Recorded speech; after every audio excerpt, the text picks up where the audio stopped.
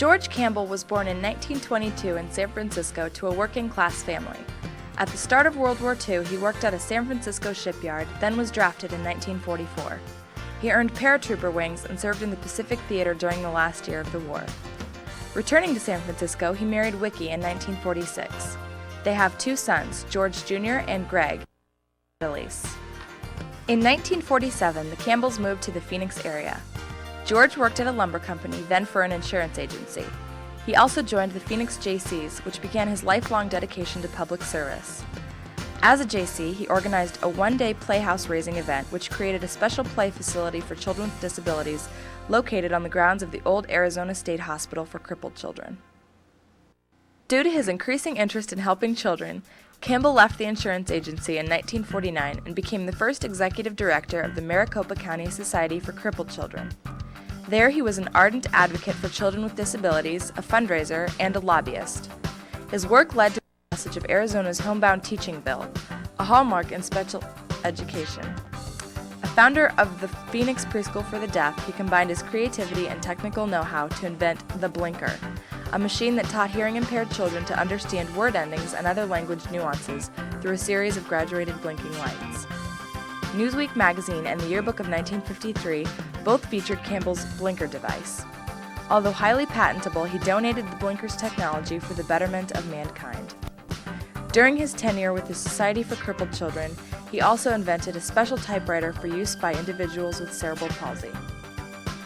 After delicate negotiations among all AFL locals, Campbell persuaded Phoenix area unions to build the Samuel Gompers Memorial Clinic for Crippled Children on 7th Street and donate $50,000 to fund the clinic.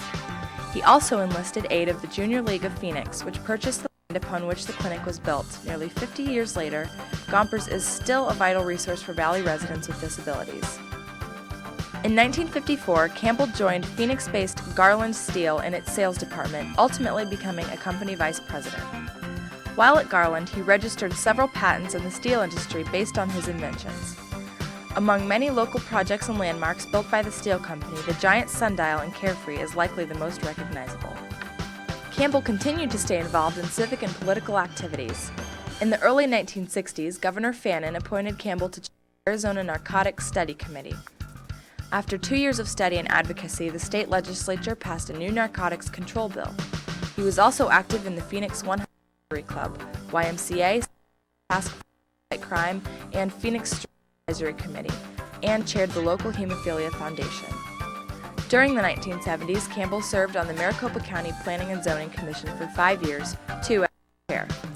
One of his major accomplishments in this role was to get the first fire hydrants installed on county-owned land, all of the northern part of today's state. He also served on the Maricopa County Industrial Development Authority. After Garland Steel was sold in 1966, Campbell became a consultant and turned his full-time attention to public service. In 1977, he was elected to the Maricopa County Board of Supervisors from District 2. He served 3 terms on the Board of Supervisors and was its chairman in 1978, 1982, and 1986. Throughout his 3 terms, Campbell worked diligently to control the county budget. He ensured, however, a debt-free opening of the Scottsdale Foundation for the Handicapped Residential by finding eligible funds in the county budget.